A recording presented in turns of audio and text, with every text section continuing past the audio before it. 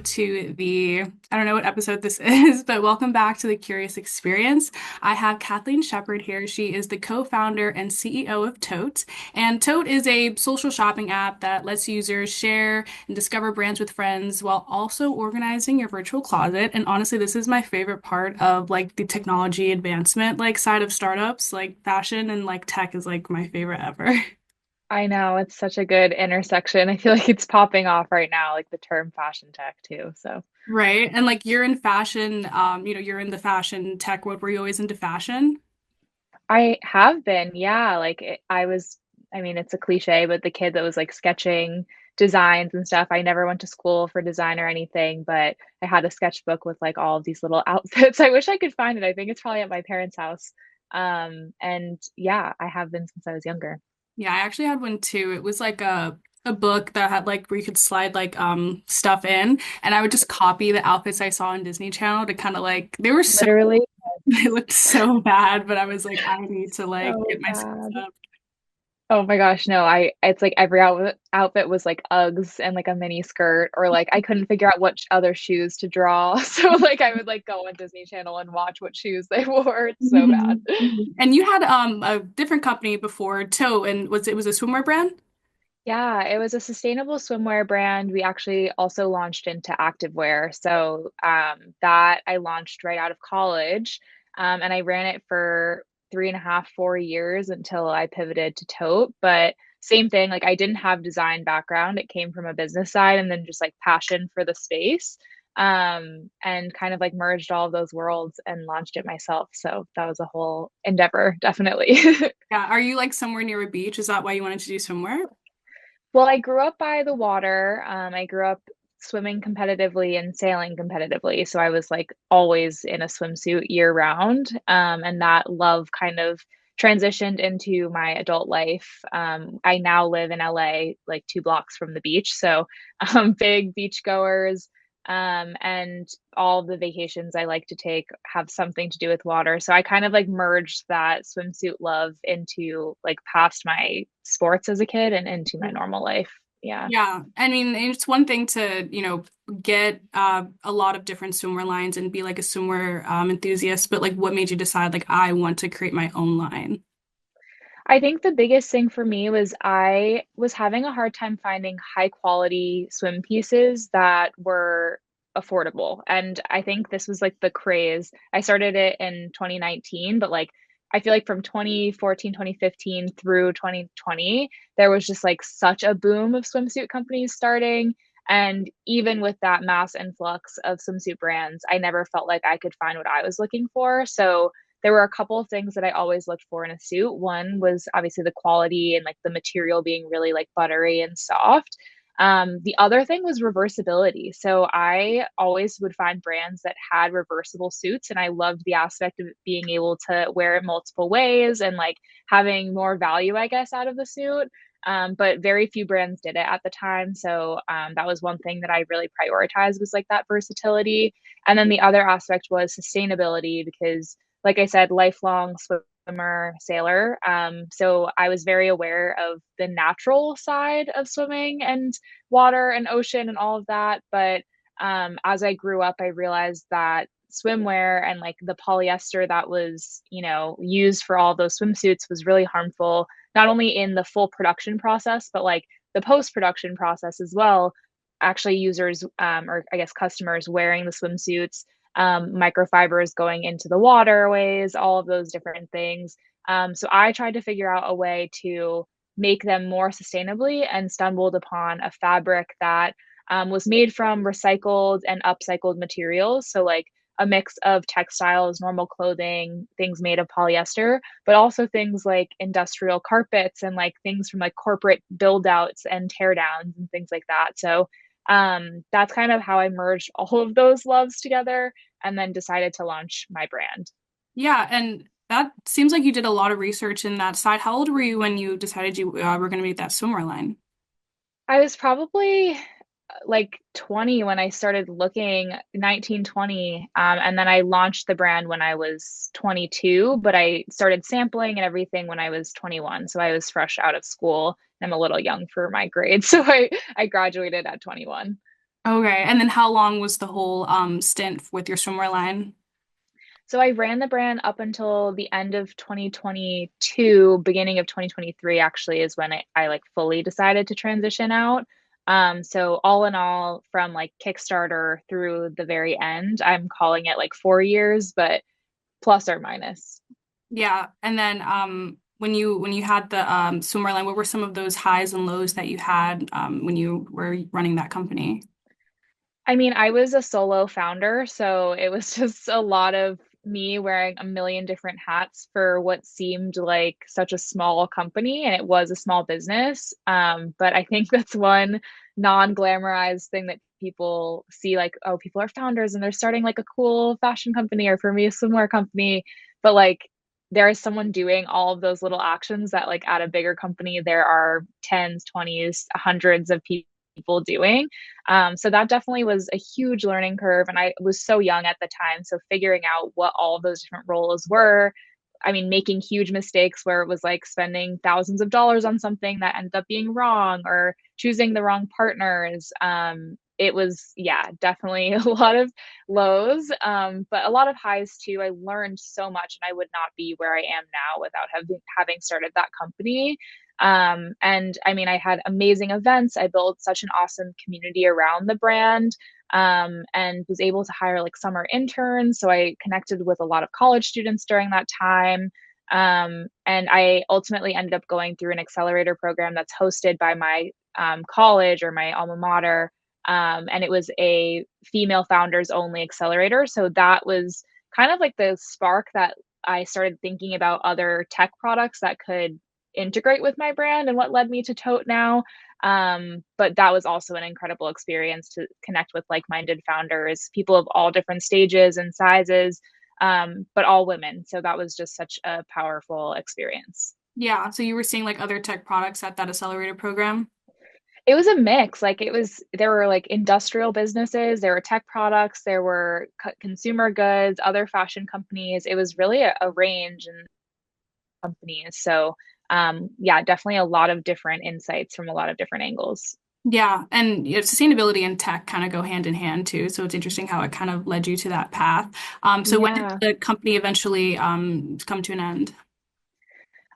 It was pretty much during that accelerator. I again was thinking about more and being, I guess, pushed to think about more of the customer problems that I was experiencing and what my customers were experiencing, while also trying to figure out, okay, as a brand owner, what are these things that are my biggest pain points?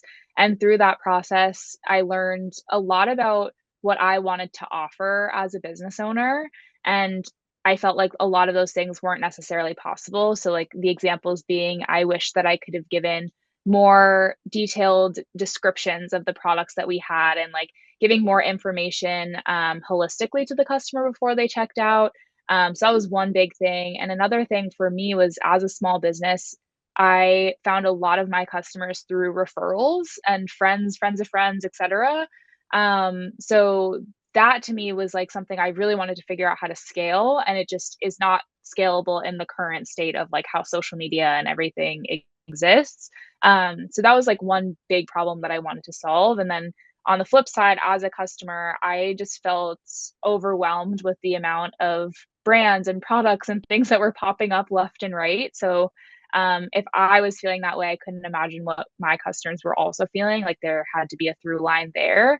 And then on the sustainability side, I think it was just a realization that, like, if I'm not going to be this big player, and after 4 years, I couldn't really figure out that puzzle piece of scaling organically, I guess, because having limited resources and lack of funding, there wasn't really a way to do that.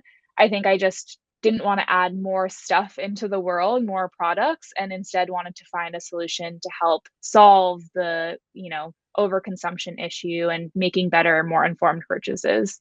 Yeah. So how long was that whole brainstorming process before you were able to really like put something, a whole idea together? Yeah. So the accelerator that I was in was, I think, 4 months. So during that whole process, it was like I started being like, swimwear, like, this is the only thing I'm going to do. I can't wait to scale this company. Throughout that is when I started changing my mindset. By the end of the program, I was exploring other ways to like build a tech product associated with my brand. probably for like this 5 or 6 months after, I was working on what that tech product would be applied directly to my brand. Yeah. And then from there, I kind of realized that the thing that I wanted to do, which at the time was a virtual closet paired with a virtual try on, an AI powered virtual try on. Those two things were just not going to be possible as like a plug-in or like an addition to the brand that I was building. So that's kind of when I decided, okay, I'm not going back to this brand. Like I was fully planning a new launch and like, designing new products, and instead just put it all on pause for those 6 months and then ultimately completely on hold forever. And then from there, this is such a long-winded thing, but from that point, I then was exploring the AI virtual try on side of things for about 6 months, realized that the way that I wanted to do it, it was not feasible. I worked with a bunch of different developers and people that have AI ML experience. And what I wanted to build just literally did not exist and wasn't possible at the time. So spent 6 months doing that, and then ultimately wanted to pivot back to figuring out a way to digitize and organize your closet while providing customers with more information for their purchase. And that's where we landed on Tote. I met my co-founder Gordon, and then we've now been building for like probably 9 months now. And like even diving into the world of AI and fashion and digitizing things, I think everyone's trying to, optimize things now. It can get pretty overwhelming because there's just so much new things coming out and it changes month by month. And Yeah. then trying to like interject yourself. Was there any points where you were overwhelmed with all of that? And, how did you kind of ground yourself while you were researching such a dense project?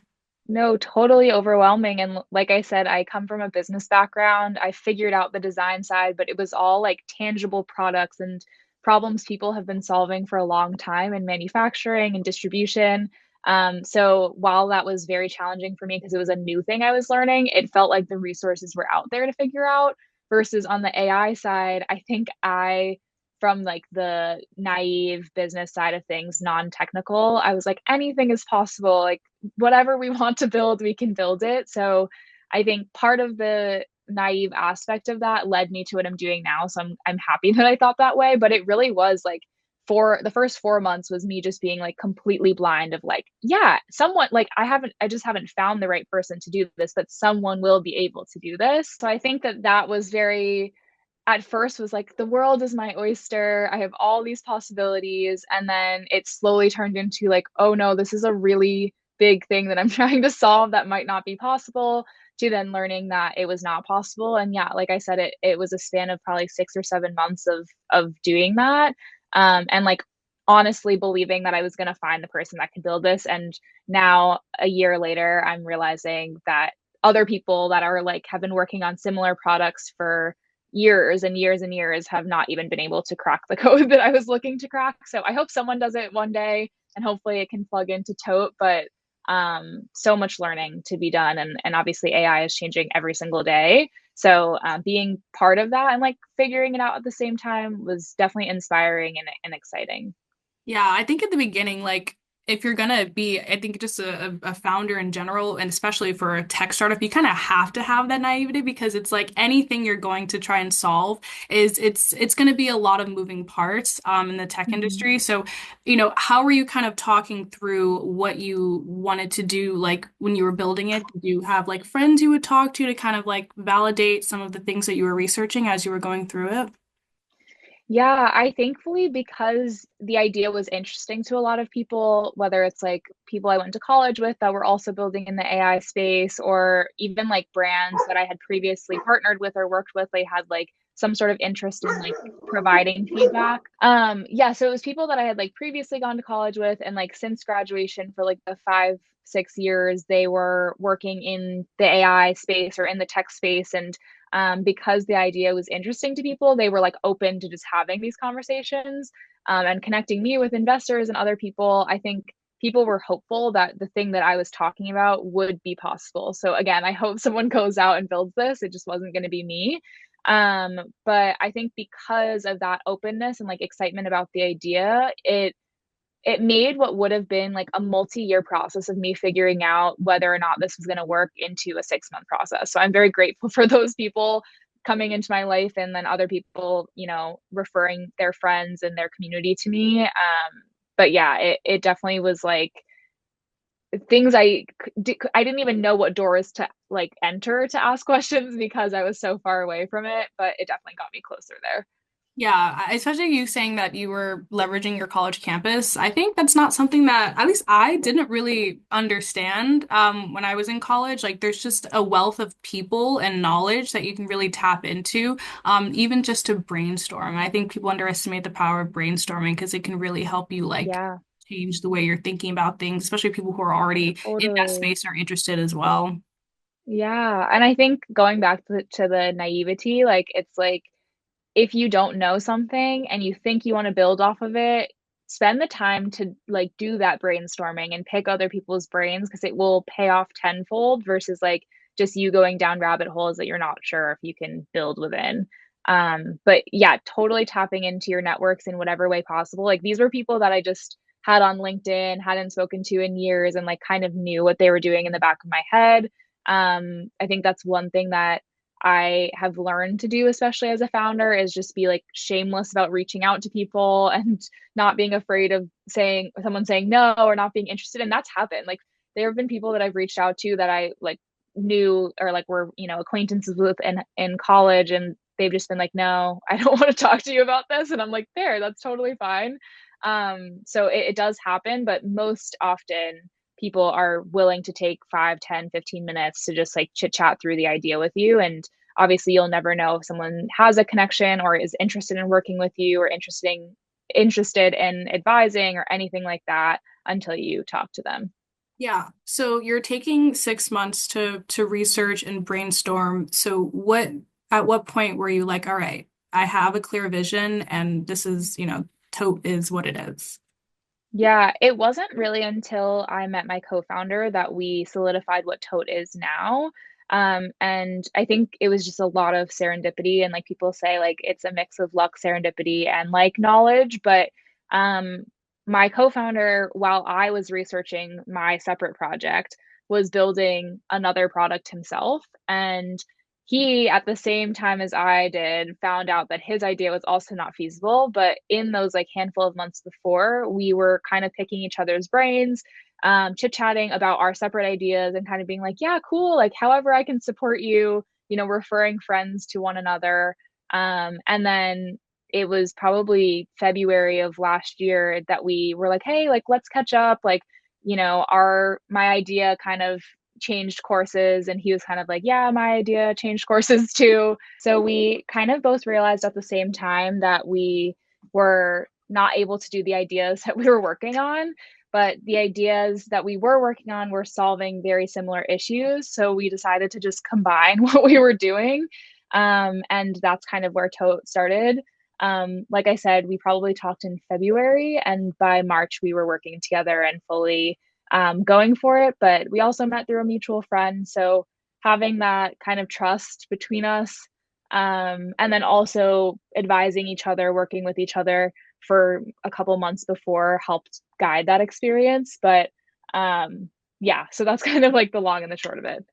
What were those commonalities that you guys saw you were both working on? So he was working on a product in the UGC space, actually. He wanted to build a brand platform that allowed users to be rewarded through social media or through engaging in social media. Unfortunately, not possible because all of the other social platforms make it so that users cannot be rewarded just from being on the platform. That's why, like, the Shopmys and Amazon storefronts and like to knows exist for influencers, is to give them a way to earn commission off of the platforms, but they can't do it right in the platform.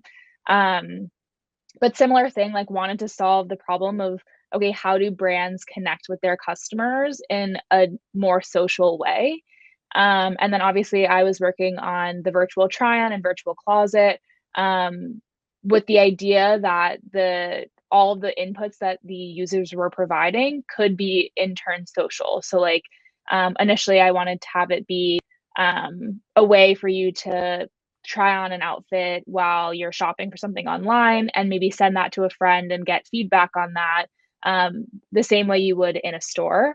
So obviously that ultimately the way that I wanted to do it was not feasible. And so I pivoted to just working on the virtual closet side, which would be a shareable virtual closet. So we combined those two things and made it so that it was a social way to connect with brands and their customers, while simultaneously organizing your closet, writing genuine reviews, and then sharing those with your friends. Yeah. So you guys decide that you guys actually want to work together. So what does that first day look like when you were like, all right, we're going to do this? So it took like a couple of weeks of just us saying, okay, let's just jump on every day and brainstorm for like an hour and see where our synchronicities are, see how much we've done, each of us. And we actually had a third co-founder when we started. He unfortunately could not continue with the business, but we literally just sat, it was probably for 2 full weeks every day for an hour, just seeing what would work and what wouldn't work and like what we would be interested in working on versus not. And there definitely were some like throwaway ideas that one person was interested in, the other person wasn't, or that we like both were interested in, but we realized that it didn't really fit the mold. But again, I think gaining that trust and like figuring out how we could speak together and work together and collaborate was really important in deciding if we were going to actually like go forward and work together. Yeah. And even the journey of finding a co-founder, it's really important, and then the startup space, people always talk about, it could make or break a business if you don't have a good co-founder. What have you found is like really necessary with having co-founder? Yeah, I think the biggest thing for us too is that our skill sets perfectly complement each other. I obviously have a business side and like the branding side, marketing. My corporate job was in paid media and marketing beforehand, and I take client work and brand and social management. So that was like my side of the brain that he was looking for. And then for me, I was looking for someone technical, and my co-founder Gordon is a coder. He has all of the developer experience. He also is a former founder, so he built his last startup, and was able to successfully physically build the product, which is something that I was seriously seeking because in the way of being a solo founder in the tech space, it makes it so that you have to hire contractors and it gets expensive really quickly. So we were able to merge our skill sets and build really lean. Like for the first handful of months, we barely spent any money. We to this day have not spent very much money at all. But that's because of the ability to do everything on our own and kind of like get that MVP out, without hiring outside people. And then, once you're kind of having that idea solidified, or, were you the one that were making the logo and the branding and identity? Yeah, definitely was steering a lot of that. And our target market is pretty much me. It's, like a Gen Z, young millennial, digitally native, social girl. So having that be like the center of what we were looking for and having the ability to like put on that cap and being like, okay, what would I want to see if I were looking at this app was really important. Yeah. And I think for a lot of people, when they first have an idea, um, and then they get a lot of roadblocks, as you were describing, it's normal having to pivot and things like that. What kind of kept you motivated? Because I think for a lot of people, sometimes the self-doubt can creep in and they can, just say, maybe it's just not for me.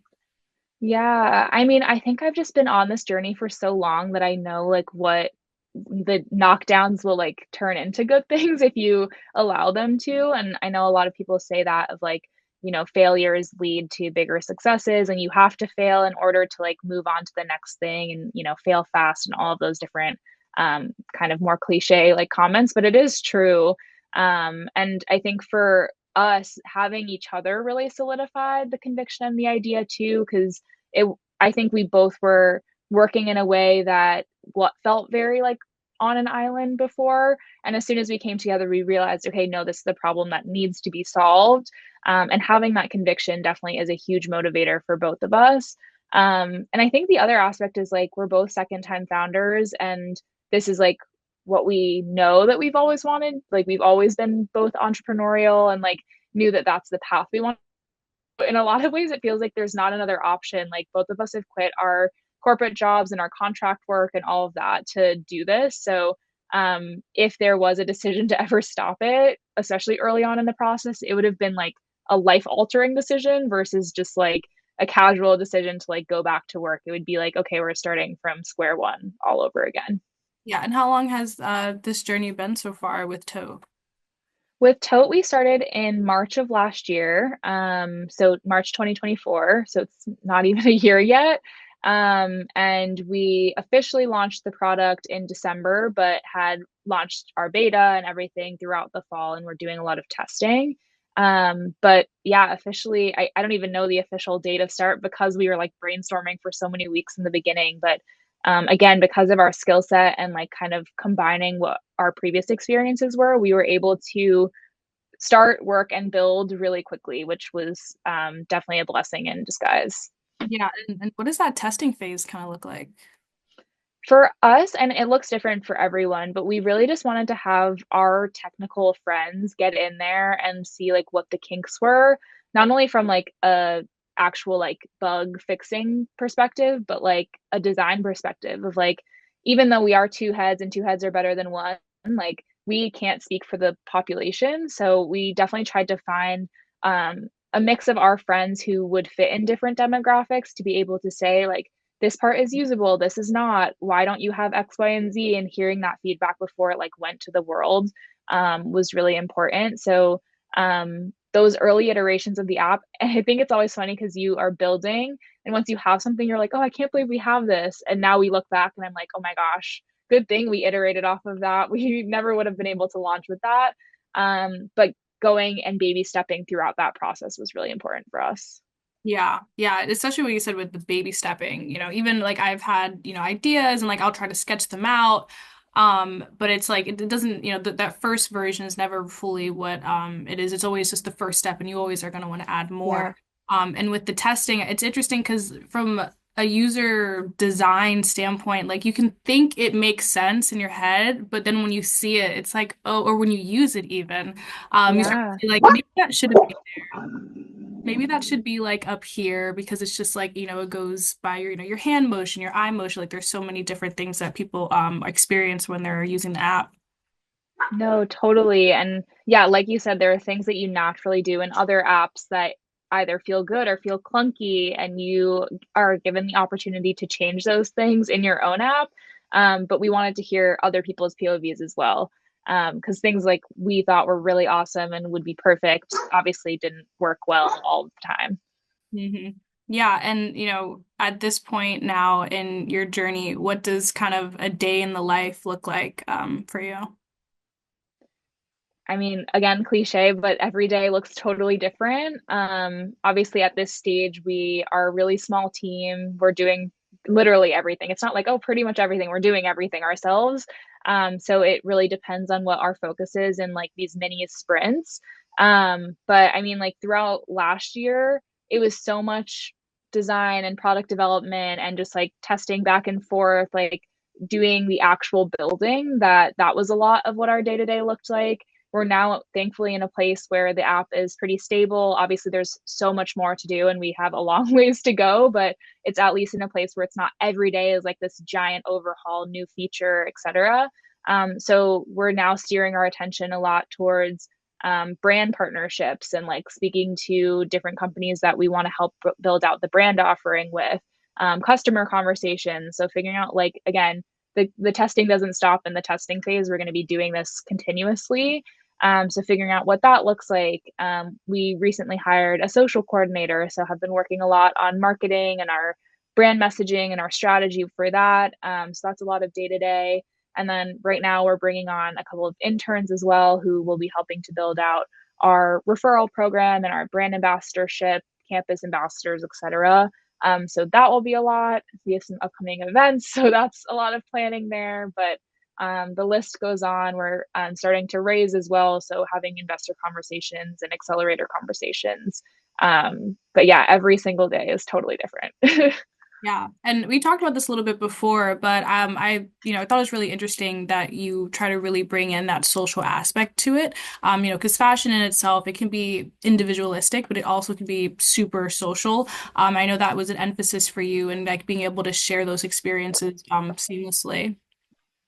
No, definitely. And also for the, I think this is what you're alluding to, but the roles that we were hiring for were social in nature and we're marketing, like we were looking for those people that were already native on these platforms. So we posted a TikTok and ended up finding our interns and our social coordinator through that. So I think that just also like showed us the power of what those platforms can do in the right way, and solidified our interest in like finding an expert and someone who is like really native to the platforms to help us build and kind of share the whole experience. Yeah, and in terms of the app itself, it's even built to be able to share, right? Exactly. Yeah. And same thing is like if we can figure out how to tap into the current social platforms, that will also help how we build the social features in the app too once that happens. But as it stands, the sharing functions within the app are basically like a feed style that you can see your outfits of the day, different products that you've uploaded, and then requests from friends. So being able to directly share recommendations within the app, so that's kind of where like the social features start for us, but it will fold out into like an explore page of like just people that have similar style to you and things like that too. Yeah, and that's really interesting in itself because you're kind of tapping into a whole new ecosystem that I think a lot of tech founders are trying to go into and really niching down because I think everyone is on the internet and they're on these big social media apps, but there's a lot of different interests within those apps that you kind of have to dig for sometimes. And I was watching some of your TikToks and you were kind of speaking to how people, they have these people that they see online, but a lot of people, they want to feel more connected to those people, and you can have like many micro influencers and even in your friend group, and you kind of want to know what they're up to and, what's like it, find inspiration from them.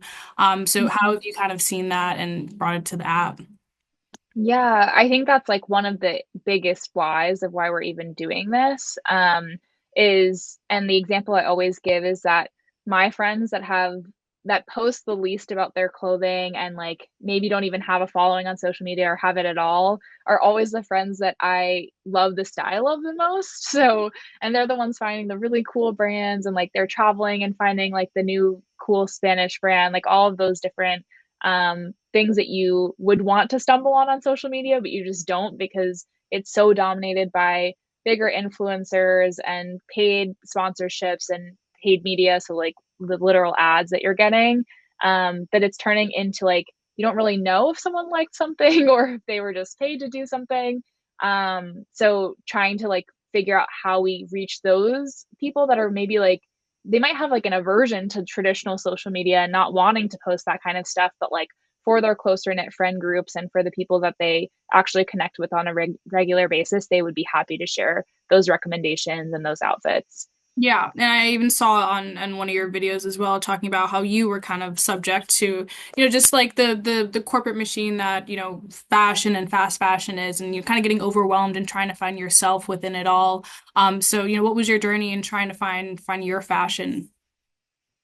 Yeah, I mean, it's so easy to be swept away in all of that. I feel like once you hear, especially if it's someone who you do like their style on social media and they tell you like these are the trends for this year, you have to jump on this. Everybody's going to be wearing this. Like if you're going out and not wearing this, like you're not cool. Like whatever all the messaging is around that. It's definitely easy to be like, oh, well, that's easy. They told me what to wear. I'll do that. But then I'm sure you've experienced it. I definitely have, especially living in LA.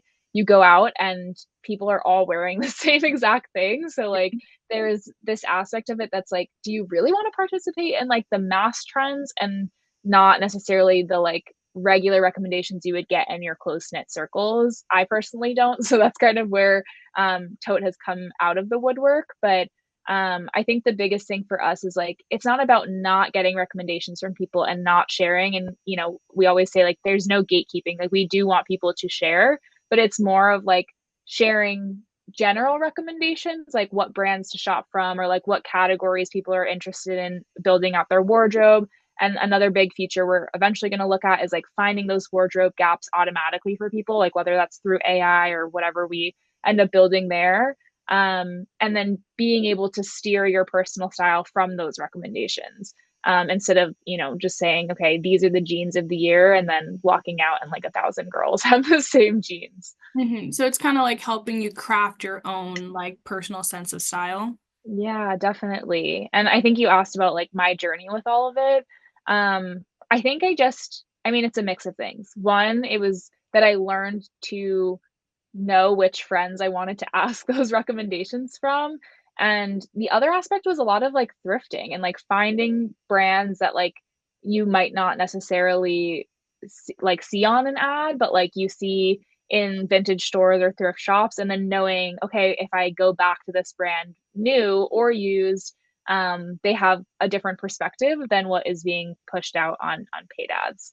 But it took a long time, and it took a lot of like experimenting and like again having those friends support and be like, wait, that you look so cool in that, like you should wear more styles that look like X, Y, and Z, versus saying, oh, I have this thing, this is a trend that I'm seeing, we should all hop on it. It's more of like leaning into people that know you and know your style, and then being able to steer recommendations because of that. Like I have specific friends who, when I'm shopping even now, I'm like, oh, that would look so good on so and so. Or it's like a something that I bought for myself and I try it on. I'm like, oh, this would be better on someone else. And I will like give like the dress to someone else, or like one of my friends was looking for a leather jacket for the longest time, and I have like the exact one she wants and I never wear it. So like being able to share physically in that way is also going to be something that we would love to promote. But I know that a lot of people think that way too. So if we can facilitate that digitally of being like, hey, I love this brand and I know you would too, I think there's a lot of power in that. Yeah. Yeah, especially the social aspect to it that you were talking about. Like me and some of my friends, one in particular, I love her fashion and I'm always inspired by her fashion. So like I'll see her wear something, I'm like, I really like the way that those two shapes look together. I'm gonna take note of Hmm. that. And then I'll Yeah. wear it and then like, she's like, oh my God, I really like that. And it's like, girl, you inspired me. So it's like Yes. all kind of like feeding off of each other and like, it's more in person, but you can also have that in a digital way and make it easier for you to kind of really like put piece together how what you like. Exactly. And like I always say that too. And I have a couple friends where we are constantly sending links to one another and sending, oh, like I just bought this shirt. I know you were looking for something similar. Yeah. Um, and in a way that is influencing, and like you are influencing each other, but friends are not currently able to be rewarded in that way. So that's kind of like what we keep saying is like we want to make friends your favorite influencers. Yeah.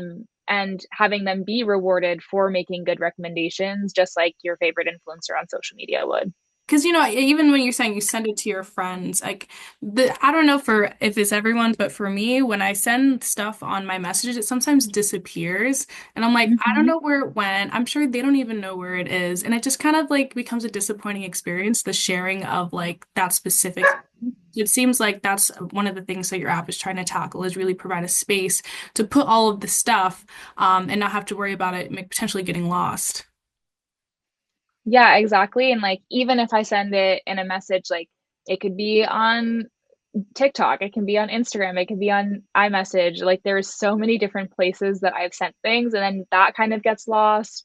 I literally have a spreadsheet where I keep links to things that I want to buy. I have Locker, so like saving my wish list. I have like all of these different tools, and I think that they're great in their own right. But for specifically sharing things that you already own, have a review for, and want to share directly to an individual or a group of friends, that doesn't exist. And so that's kind of like that middle ground that we're trying to solve. And like I would eventually love to plug into whether it's Locker, and like that powers your wish list. So like once you buy something from Locker, it can be transitioned to your tote. Or I was just talking to the founder of Pickle, having like a one click to be able to, and these are not partnerships that we're working on, I'm just going off the cuff, but like being able to have a one click to add to your pickle so that you can rent out something, but it's like already saved in your digital wardrobe. So like almost being the hub for all of these other ways to shop. And again, really focusing on like post purchase, what happens like once you do make that purchase. Are you inspiring someone else to buy it? Are they going to be able to get a better recommendation because of you, and do you want to be rewarded for that? Yeah, yeah. And I also it's like it's really about like the experience that you're having, like I loved one of the things we were talking about before, but like when you're going out or you're going on a trip, for example, and like you and your friends are going, or even if you're gonna go to a concert, with me and my friends, sometimes we'll be like, all right, like what's the vibe? Like what are we bringing? Like, and it's like, you can use the Notes app or a Google, Docs. It's the kind of clunky, but sometimes you just want to be able to like, you know, create a space for you and your friends to share those Yeah. commonalities of what you guys want to bring, and it kind of, and I think that's kind of also what Toad is bringing.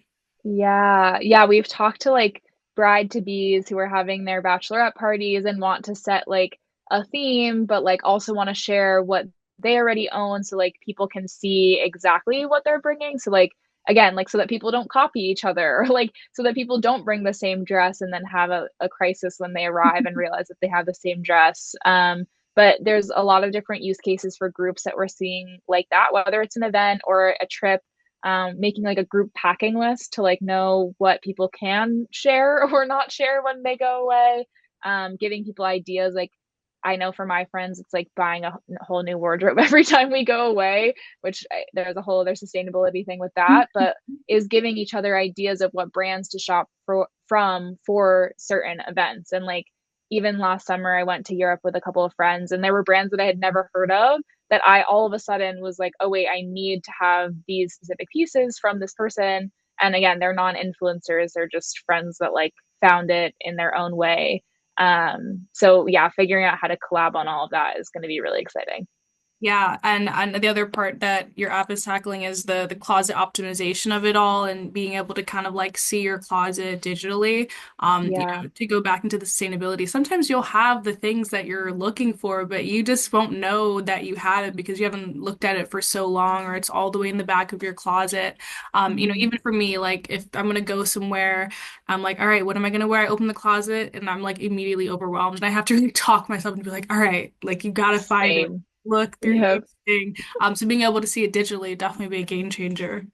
No, definitely. And it's like, I can't count the number of times that I haven't been home and I'm like, think I'm also so type A about all this stuff. So I'll be like away thinking about the next trip I have to pack for, but like not remembering what I have and what I don't have, what's with me versus what's hanging in my closet versus what's in storage.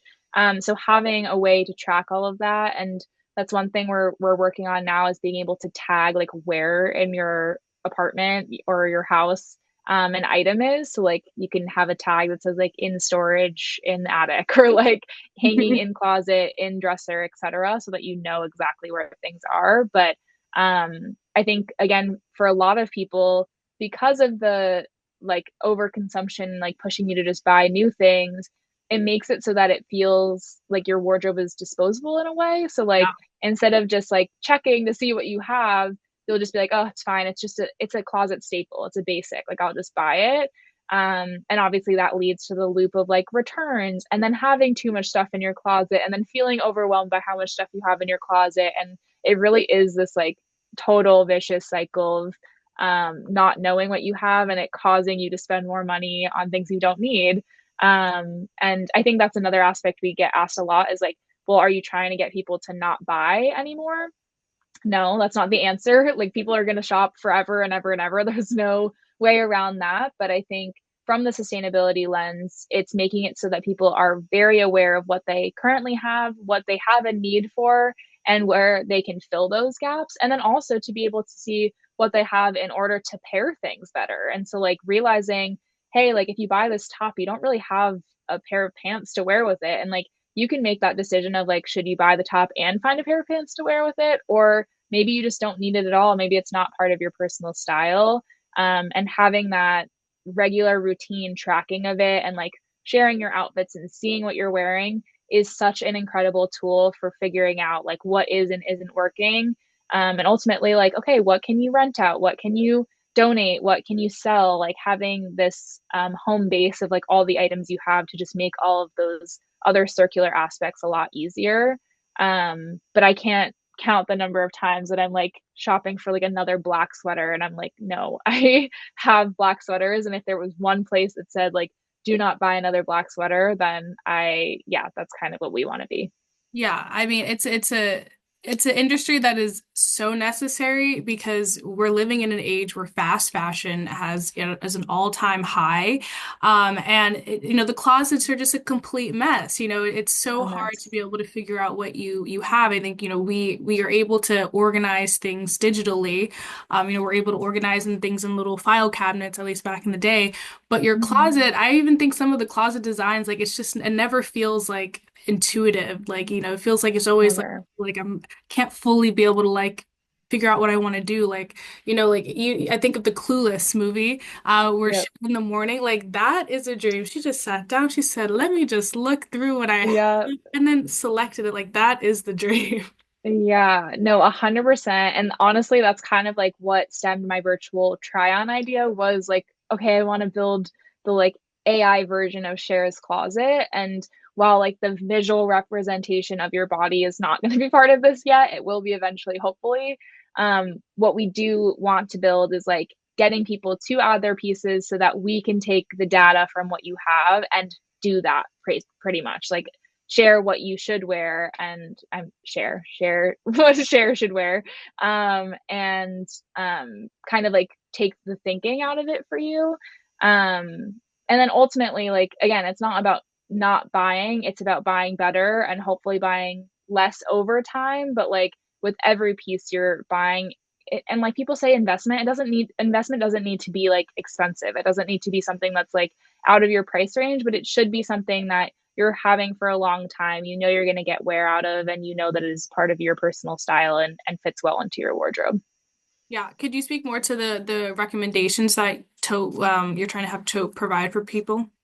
Yeah, again, it's not built out, so this is like a future feature that we're working on now, but we would love for it to be a place that we're taking all of those data points automatically and uploading them for you. So an example is email scraping, being able to pull an order that you recently purchased from, adding the piece, adding the color, the category, all of those details so that the only thing you need to add is your review. So like the one sentence about what you thought about it and all of those other details are pre-populated. But once we have that full wardrobe populated, what we'll be able to do is learn your personal style through your interactions, through what friends are recommending to you, through what you're recommending to friends, your favorite brands you've rated well or rated poorly, and take all that information to be able to say, hey, why don't you wear these two things together? Or like, you haven't touched these jeans in over a year. Try to style them with X, Y, and Z. Or maybe it's time to get rid of them and not wear them again. But kind of finding those optimizations of like, it's easy to just forget about things and like let the clutter pile up. But we want to make it a way to use what you actually have and optimize what you should and shouldn't have as well. Yeah, and like you said, you were documenting your journey on TikTok, not only for the app, but as a founder. How has that kind of helped you in your startup journey? Yeah, I mean, even just getting feedback from people, and like, again, we don't have a huge following yet. We're just starting out, but getting that feedback early has been so helpful because it's showing what is and isn't useful for people. And again, like what we were saying before, when we started to build, we're building for the problem that we see and like what we've experienced, but like that might not be a shared experience. And thankfully, in this case, it is a pretty big shared experience, but like there are aspects that like we have seen people not resonate with or resonate more with one thing over another. And it allows us to invest our time and energy and eventually our money into the areas where people actually need the problem solved versus like what we have wishful thinking of the problem being solved is.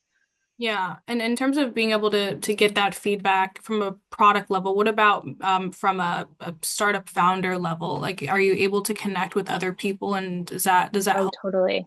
perspective? Yeah, 100%. And like, I mean, even my algorithm is like so tailored to being other founders. Like, I follow this girl who is starting a recipe synthesis app. So it's like the whole thing was like, you shouldn't have to go to TikTok to like see all your recipes. Like, we'll consolidate everything for you and give you recommendations and everything like that. But like, has no parallel to the industry at all. But like, she is a female founder building in the tech space and just like seeing what they're problems are, what they've experienced, and like even seeing other brand founders that, like, again, I'm not building a brand, but like you hear feedback from what their customers are experiencing that in turn affect how we build our products. So like just being plugged in. I know social media is like the boogeyman. Like it's like, we're spending all of our time there, but when there is helpful information, it is extremely helpful for sure. Yeah, like you kind of have to wield it as a tool, because it is a 100%. information on there that you can leverage. And even like, finding out about events or things like that, like it's powerful, Exactly. especially if it's something you want to do, you can direct it to what you want. Yeah, exactly. Like the event that we're participating in at Fashion Week in a couple weeks, like that's through TikTok. A lot of other founders we've connected with within the fashion tech space is from social media, and honestly, and through social connections as well, like actually non-social media social connections too, which goes back to the whole like networking thing. And like I think networking, the word makes it sound like it's like this weird, scary thing, but it really is just connecting with people that you think you might click with, whether it's from a professional perspective or like them having some sort of experience that you want to like gain insight onto. Yeah, Yeah. So like in meeting those people, you're able to leverage it for your own benefit and be able to continue building out your product.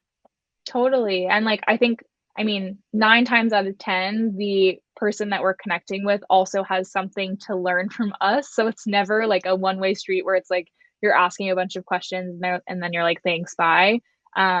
There always is something to learn from someone else. So it's really helpful that way. Yeah, I think there's so much there's so many lessons that, come and having a startup. What's something you would have told yourself when you were first starting out?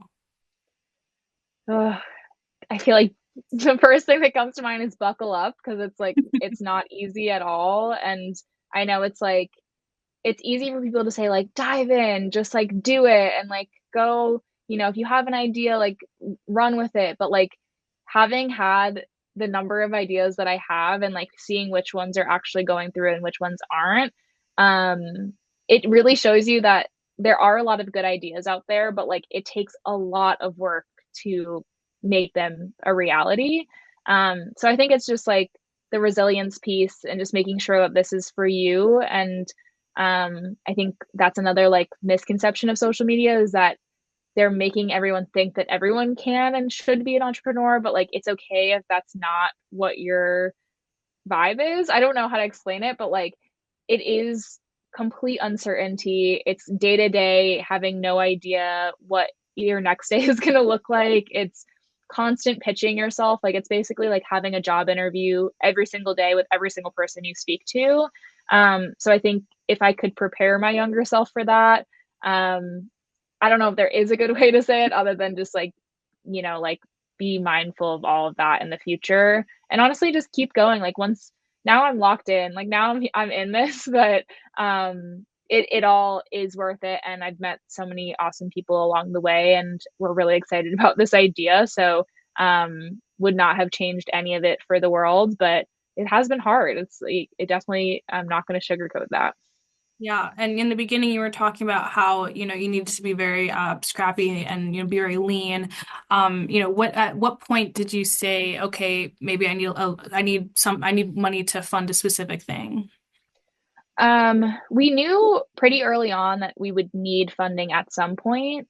But it wasn't until like later in 2024, so probably around November, December, that we knew that like as a next step, we needed the capital to grow.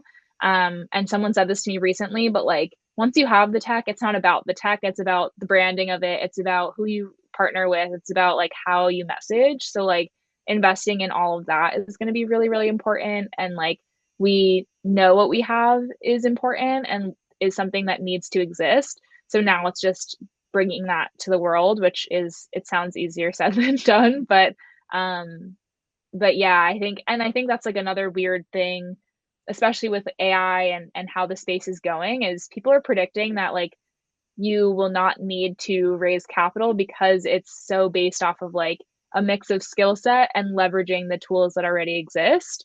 So we're at like this middle ground of that where it's like it's not quite there yet. We can't just rely on our own skills in AI to build this thing, but like figuring out how to be scrappy and like that word is tossed around a lot, but it really just means like being resourceful and like thinking about how you can stretch your time and your dollar and partner with the right people as much as possible, to at least get something out there to, again, start hearing from customers, start hearing from potential advisors and investors.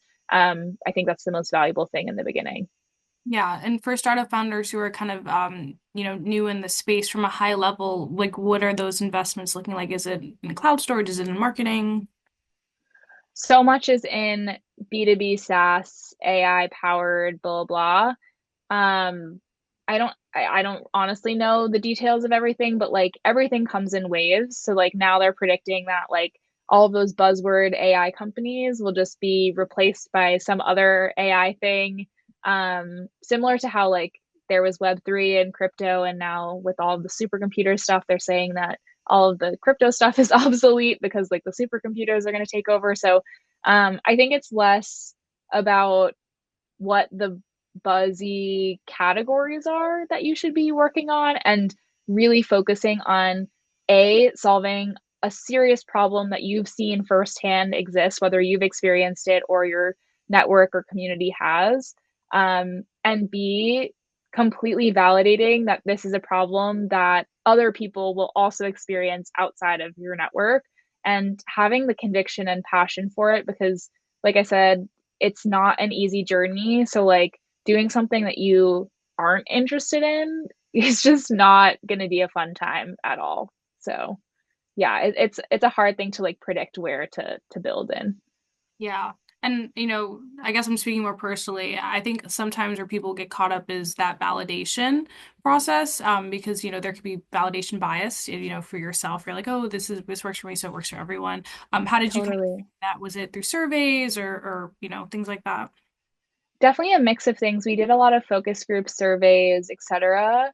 Um, but I don't know if you've read the mom test. Like everyone always tells you if you're getting into product to read it, but it's basically saying like the whole thing about false validation is that you can get anyone to confirm your idea if you phrase it in the wrong way. And like, you don't want that. You don't want everyone to be like, yeah, that's an amazing idea. I would totally use that, because that means that there's no question or pushback for it. But the whole idea of this book, and you should read it, it's really quick and it's helpful to think about it that way. But it's basically phrasing questions in order to get a valuable answer versus like a yes or a no. So the whole name of the book, The Mom Test, is basically saying like if you ask your mom like, "Oh, mom, do you like my drawing?" Like she'll be like, "Oh, yes, honey, it's so wonderful." But like if you start asking different questions of like, like what should I have drawn, or like what would you think that I should draw, or like is there art that you would rather fill your walls with, like things like that. It guides to the answer that you're looking for rather than like the thumbs up, which I think is a huge thing for myself, figuring all of that out, being able to ask the right questions, but also like Gordon, my co-founder, is a technical founder, and he's had to experience like someone giving a thumbs up but it not necessarily being the right idea. And again, it turns into like a resource issue and a time issue and a money issue. So it's much better to get the answer of what you should be moving forward with versus like just getting that false validation, if that makes sense.